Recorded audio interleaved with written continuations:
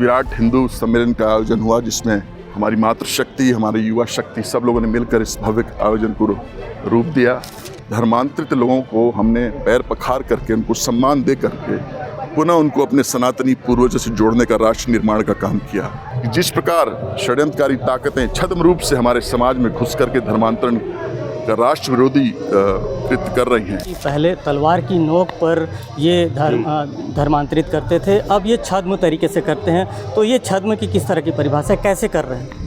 चापा में आज विराट हिंदू सम्मेलन आयोजित हुआ और इस सम्मेलन में कई संत मौजूद रहे। खास करके प्रबल प्रताप सिंह जुदेव जी यहाँ पर मौजूद हैं, जो घर वापसी से एक बड़ी पहचान उन्होंने बनाई है। और उनके पिता दिलीप सिंह जुदेव जी ने इस अभियान की शुरुआत की थी, उनसे बात करेंगे। आज ये पूरा कार्यक्रम हुआ, कितनी संख्या में लोगों ने घर वापसी की और आगे ये अभियान है किस तरह से चलेगा? आज चापा की पावनधरा में विराट हिंदू सम्मेलन का आयोजन हुआ, जिसमें हमारी मातृशक्ति, हमारी युवा शक्ति सब लोगों ने मिलकर इस भव्य आयोजन को रूप दिया। और धर्म जागरण समन्वय विभाग के तत्वाधान से कार्यक्रम हुआ, जिसमें 210 धर्मांतरित लोगों को हमने पैर पखार करके, उनको सम्मान दे करके पुनः उनको अपने सनातनी पूर्वजों से जोड़ने का राष्ट्र निर्माण का काम किया। यह कार्य मेरे स्वर्गीय पिताजी दिलीप सिंह जुदेव जी ने इसकी शुरुआत की थी, जो यहाँ से सांसद भी रहे, और उन्होंने लाखों की संख्या में ये काम किया, ये पवित्र काम किया। इस काम को हम आगे बढ़ाएंगे, हम सब मिल करके, और अनवरत ये काम हम करते रहेंगे, क्योंकि हमारा ये मानना है कि जिस प्रकार षड्यंत्रकारी ताकतें छद्म रूप से हमारे समाज में घुस करके धर्मांतरण का राष्ट्र विरोधी कृत्य कर रही हैं, ऐसे में समाज को तोड़ने का काम कर रही हैं, सनातन को कमज़ोर बनाने का काम कर रहे हैं, जिससे छत्तीसगढ़ नहीं पूरा देश छिन्न भिन्न हो जाएगा। हम उनके इस प्रयास को सफल नहीं होने देंगे और अनवरत घर वापसी कार्यक्रम करते रहेंगे। आपने मन से कहा कि पहले तलवार की नोक पर ये धर्मांतरित करते थे, अब ये छद्म तरीके से करते हैं। तो ये छद्म की किस तरह की परिभाषा कैसे कर रहे हैं? छद्म रूप मतलब कि ये हमारे ही समाज के लोग हैं, जो अपना नाम हिंदू रखेंगे लेकिन अंदर से ये धर्मांतरित हो गए होंगे, जिनको पहचानना मुश्किल है। और ये घुस करके हमारे समाज के अंदर ही ये राष्ट्र विरोधी खेल कर रहे हैं, और ये मैं देख रहा हूँ शहर में अब ज़्यादा हो रहा है। ऐसे में हमारे युवाओं को एक्टिव होना पड़ेगा।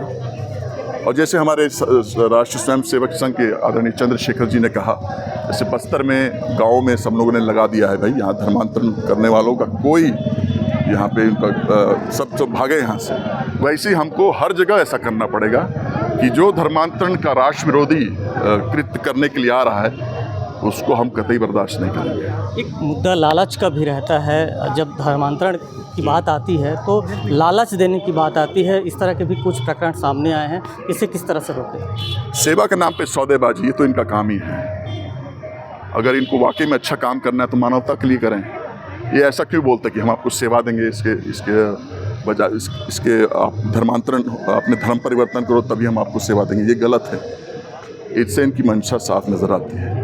आप लगातार ये वापसी के लिए काम कर रहे हैं। सरकार भी कह रही है कि धर्मांतरण को लेकर के एक सख्त कानून बनेगा, लेकिन ये काफ़ी लंबे समय से ये प्रक्रिया में है, और कहीं न कहीं जब तक ये कानून नहीं बनेगा तो जो एक आपका अभियान है उसमें ये कहीं एक नुकसान करने वाला है, क्योंकि कानून से सख्ती बरती जा सकती है। अभी शीतकालीन सत्र में ये कानून, एक मजबूत कानून पारित होने वाला था, पर कुछ कारणों से इसको आगे बढ़ा दिया गया है। अगले बजट सत्र में इसको कानून को बनाया जाएगा। मैं सबसे चर्चा में हूँ और जल्दी इस कानून को पारित किया जाएगा। युवाओं को क्या कहेंगी, क्योंकि आज युवा पीढ़ी जो है वो अलग अलग तरीके से भी वो दिग्भ्रमित हो रही है। धर्मांतरण का मुद्दा तो अलग है, साथ ही साथ युवा पीढ़ी जो है वो नशे की गिरफ्त में आ रहे हैं, तो एक बड़ा खतरनाक ये भी है देश के लिए, प्रदेश के लिए। मैं युवाओं से कहना चाहूँगा, अपने धर्म संस्कृति के संरक्षण बन के रहें। नशा नाश का जड़ है, और ये धर्मांतरण कराने वाली ताकतें ही नशा युवाओं में फैला रही हैं, ताकि युवा नशेड़ी हो जाए और अपने पूर्वजों की सनातनी संस्कृति को भूल करके धर्मांतरित हो जाए। बहुत बड़ा षड्यंत्र है। नशे से दूर रहो युवाओं, धर्म संस्कृति की रक्षा करो, तभी भारत मजबूत होगा, शक्तिशाली बनेगा। और देश से बड़ा कुछ नहीं होता। देश की रक्षा करनी है तो सनातन को मजबूत करना पड़ेगा। देखिए, ये थे हमारे साथ प्रबल प्रताप सिंह जुदेव जी, जिन्होंने सीधे शब्दों में कहा है कि धर्मांतरण पर रोक लगाने आगे भी घर वापसी जो है वो तेज़ी से चलेगा।